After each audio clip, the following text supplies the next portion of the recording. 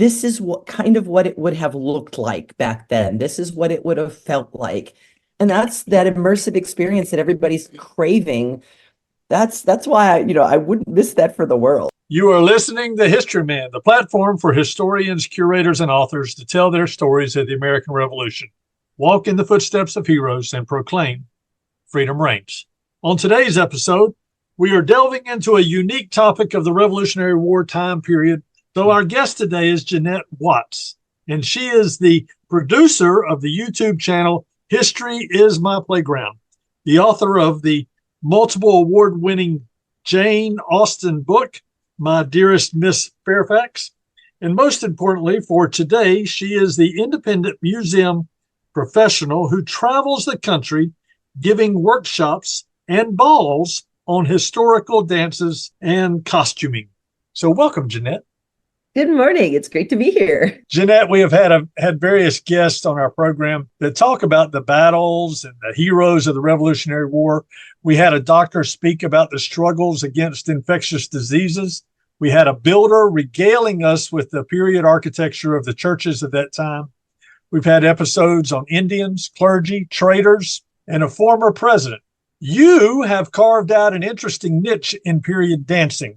What a unique passion to be involved in. Yeah, I always have to do something a little different, but yeah. So it's funny because in a way it's tangential, but I'm interested in the social and cultural norms, or a social and cultural norm of the time. Well, tell us a little bit about what you do. So, well, I have been I've been a dancer for decades and a dance teacher for decades.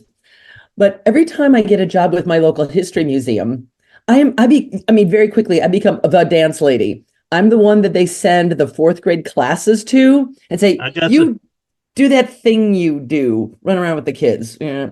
And well, they get several things taken care of with that, right? They get their movements, their PE or whatever, and then they get some lessons, and quite frankly, the teachers get a break.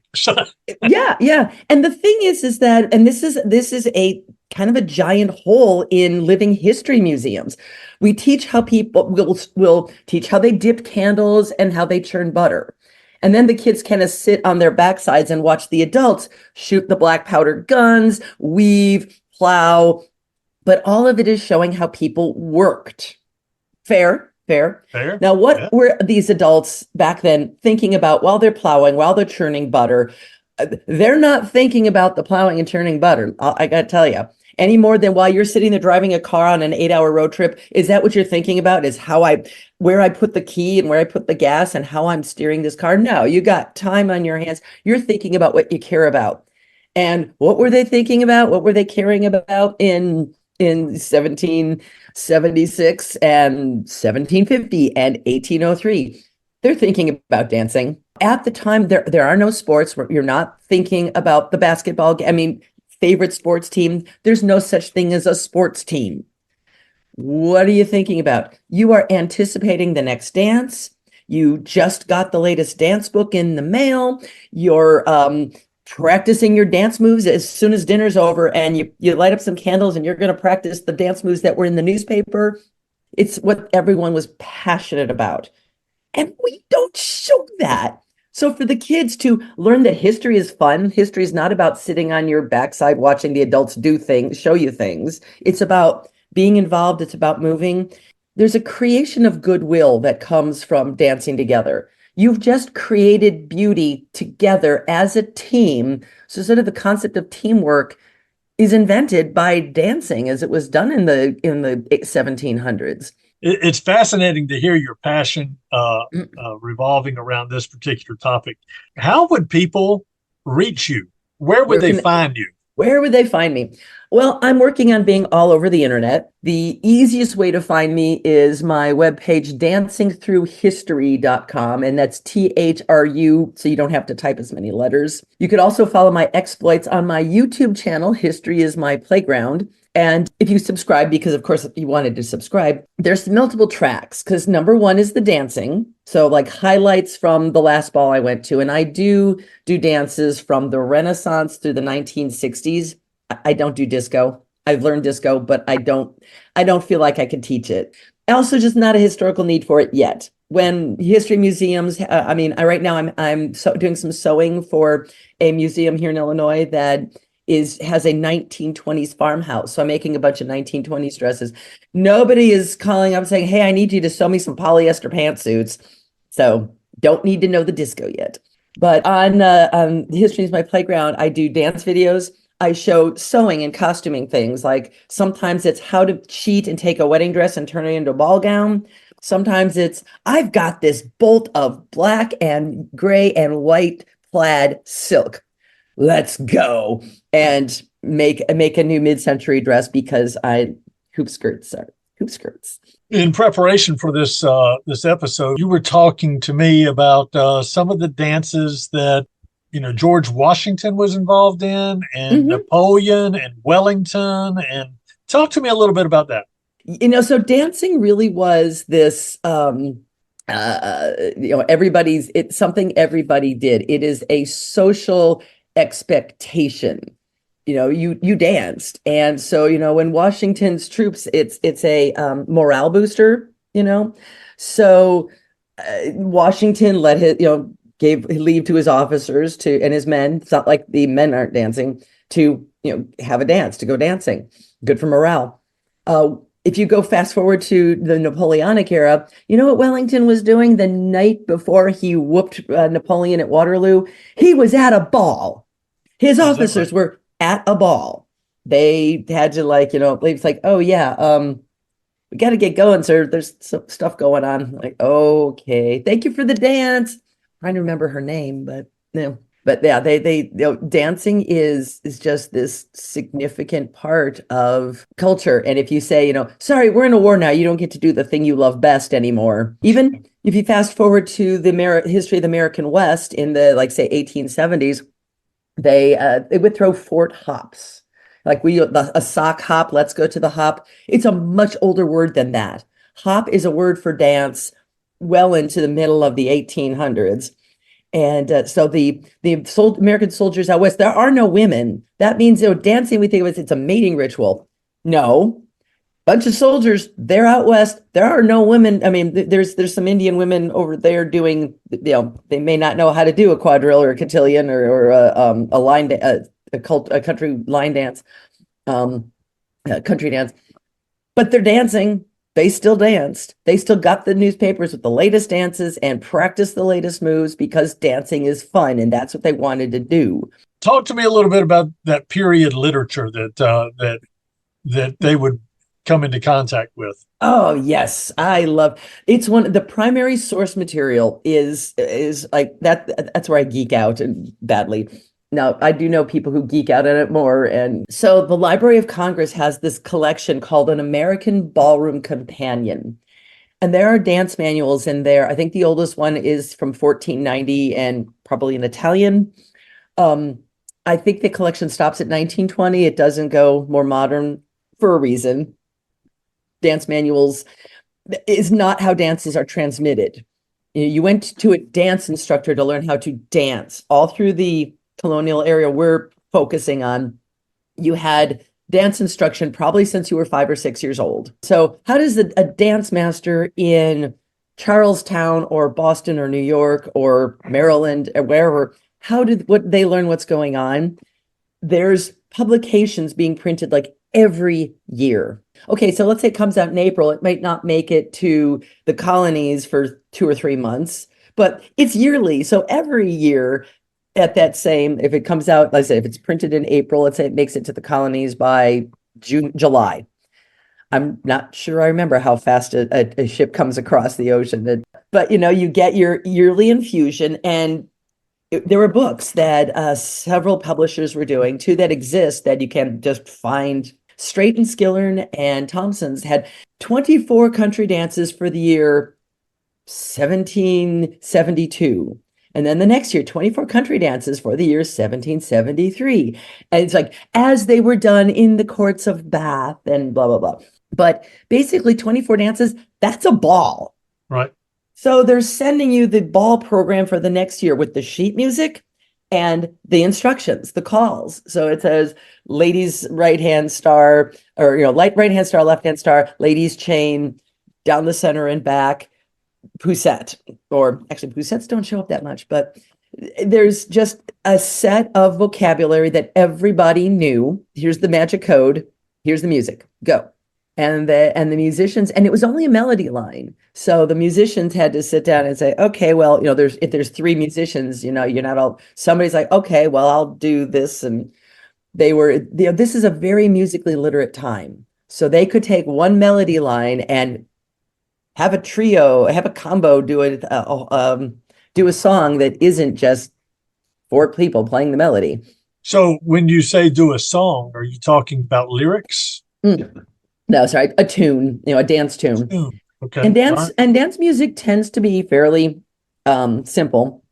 Okay. It comes up a lot in like the Jane Austen when you cross into 1800, so that anybody with some musical education can sit down at a piano and play a tune for people to dance to.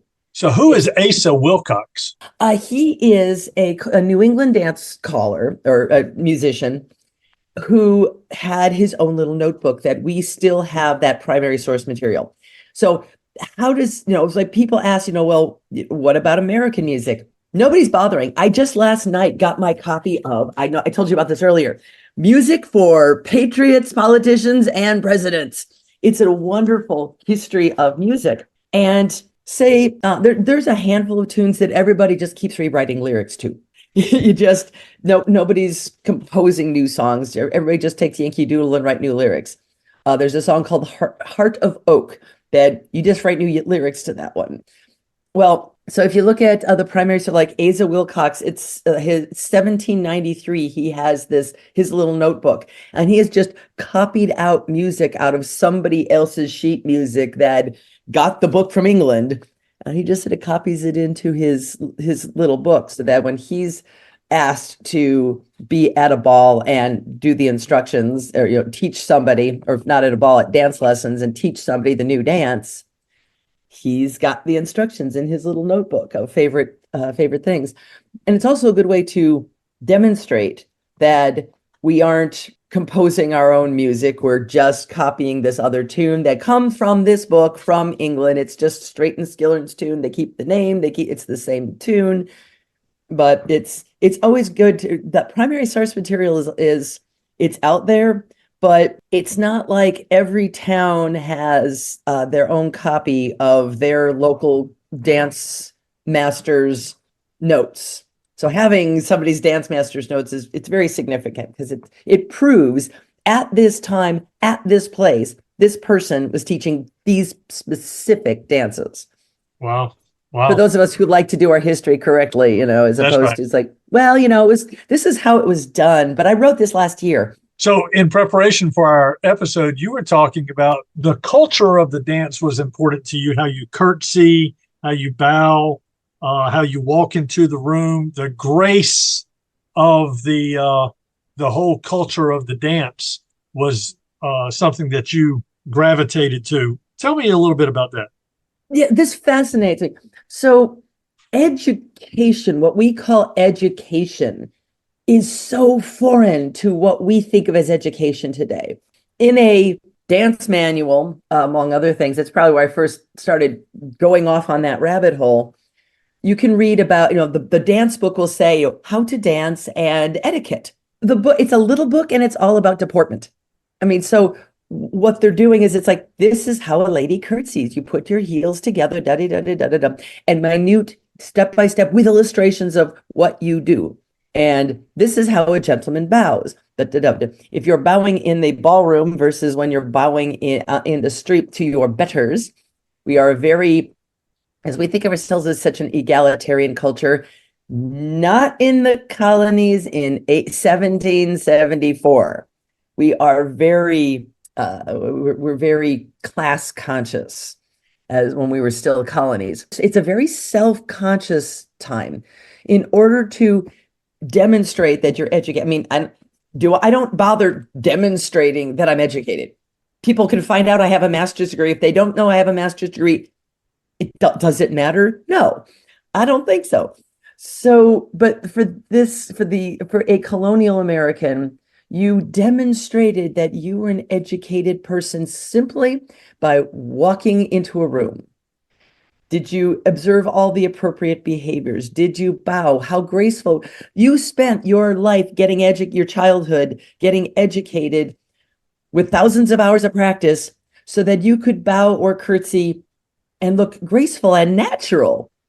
As opposed, and you're kind of like, wait a minute, you need to spend thousands of hours of practice to look natural. That's not contradictory, is it? But when you watch somebody today, they're at the Renaissance Festival and they'll bow or curtsy, as that's what they're talking about. Because we Americans will look very awkward doing this because we haven't been practicing it day in and day out since we were 5 years old. I guess when they talk about George Washington and how he was chosen for the lead or the general of the Revolutionary Forces, the Army, Continental Army, they talk about his presence in the room. I think a novice historian like myself would think, oh, that's because he towered over everybody else. He was a bigger guy. And when you explain that, it's like, no, he probably had an air about him of culture, an air about him. And maybe that has to do with some of this dance moves and stuff that you're talking Absolutely. He was educated. I mean, he loved dancing. He was, he did a very graceful minuet. But when he was 14 years old, he copied out like 110 rules for living. You can just go to mountvernon.org, I think it is. The Mount Vernon webpage has all of the 110 rules of George Washington. You could just they're listed out there, so you could just read all 110. And it really kind of demonstrates the emphasis on education.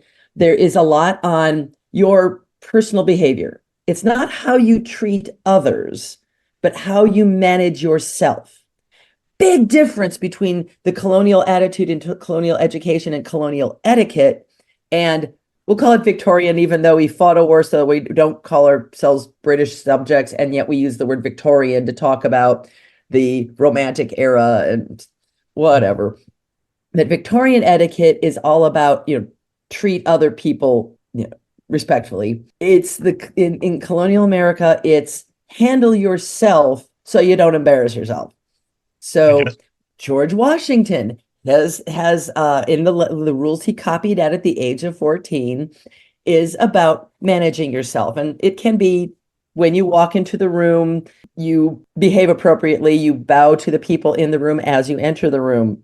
One of them that's also in the rules is while you're standing there in public, don't touch yourself inappropriately. It's put in very fancy language, but that's kind of what it says. Touch no part of your body that you shouldn't be. It's very courtly language, even in how it's spelled out. So when we think about dance in today's time, we talk about we have different types of dancing, and we got club dancing, we got square dancing, you mentioned disco dancing. Yep. We got ballet, we got ballroom dancing, break dancing. Was dancing as individual back then as it is now? You just kind of listed a lot of different kinds of dancing. And so club dancing, disco dancing, those are social dance forms, but ballet and break dancing and ballroom dancing are really performance dances. So yeah, dance has not changed. There are still, there is kind of this unfortunate thing where so much of America thinks that dance means performance. It means sit on your butt and watch other people doing the dancing on a stage. That is very unfortunate, but things like Dancing with the Stars reinforce that attitude. And I, as a social dancer who has done contra dancing and salsa dancing, and there's so many other country western line dancing is not a performance thing. You get up and dance with other people in a room, and it's fun. There are so many kinds of dance. Now, I say that when I ran a can-can troupe, I have had a belly dance troupe. Yes, I've done performance dancing, but to me, dancing is something you do with people, not at them. Talk to me about that arm movements and the hand movements and stuff that you would see during that period. Or is it all partner-based? Well, there are partners, but it's not like couple dancing hasn't been invented yet. So it is Okay. very, that self-conscious time.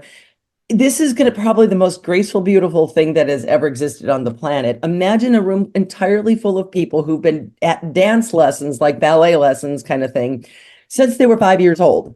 So when you, if in the etiquette, when you hand someone a piece of paper or a book, there's this graceful practice movement that it's in the manuals, like in minute detail, that you put your arm in a curve to hand it across. Well, when you take your partner's hand, it's the same motion that you've been practicing since you were 5 years old, to gracefully, in an arc, move your arm and then, place it into your partner's so your hands touch. It was, that practiced. Like, I can see that being in the upper echelon of society down in Charleston. I'm having a hard time seeing that in the backcountry of South Carolina and North Carolina in 1780. Well, of course, there is, education is, everybody wants to get ahead. How do you do it? By getting educated. So everybody's trying. On the other hand, things like hornpipes and jigs are part of our culture as well. So, if you think of a jig as get in the middle of the floor and boogie, that is a thing. And the skill of being able, the idea of it shows up in Little House on the Prairie. I want to say the first book, where the fiddler's playing and grandma is jigging. Grandma does a jig, and the fiddler gets faster, so grandma dances faster, and the fiddler gets faster. It's like it's a contest. Who can who can go faster and not give in? It's a contest. Who's Okay. going to give in first? Is the fiddler player going to say I'm done, or is the dancer going to say I'm done? So there's actually in my book that I just got on music for patriots, politicians, and musicians and presidents. It's talking about this one particular dance, and there's a lot of, I say, numerology at the time. There were very significant numbers. The number 45 is a secret code for freedom of the press. This is British. A British man named John Wilkes had championed freedom of the press, and his newspaper was cut off at the 45th issue. So 45 is this British and American code for. So there's a thing about at this ball, these significant numbers. There were so many, it was 90, 92 and 17 were the magic numbers. It was this about Massachusetts legislature issue. 92 people danced 45 jigs and 17 hornpipes and stopped the dance at 12:45. But it was talking specifically that, and it's kind of a joke, but it did not talk about, oh yes, minuets. It mentioned how many minuets, 45 minuets. But it also brought the three dances named specifically were jigs, minuets, and hornpipes. So a hornpipe and a jig are more backcountry dances. They are more about speed and agility with your feet. And these are the dances of the backcountry. So they were done all the way up the chain. So if things can go up the chain, they're also going down the chain. So Do you have any historical record about parties or dances that went on during the Revolutionary War? We talked a little bit about George Washington. Have you found any historical record of other dances? they're out there, like the one I just mentioned in Massachusetts. Basically, you need to contact every historical society, and there are no ball cards Okay. so ball cards are a great record. You could get, in fact, when you get later on, now with digitized newspapers, I can go to the Illinois Digital Archives and type in waltz and the 1890s. And those newspapers will not only tell you like things about the latest dance, the ball program. The Sousa band was playing in the park, and is going to be playing in the park on Saturday. Here's the list of music and dances that we're going to be doing. Or you could find there was a ball, and here's what Mrs. So-and-so's ball. This is what they played. There's the entire ball program, and a two-sentence description of what every woman was wearing. I got you. We don't have that detailed records in the colonial period, so I get to do. It takes a lot more digging for me to find every party, and we don't have ball cards. So what was done is like you line up for a dance, and this is like going to the wedding and going to the DJ and saying, "Hey, would you play YMCA?" And they play it.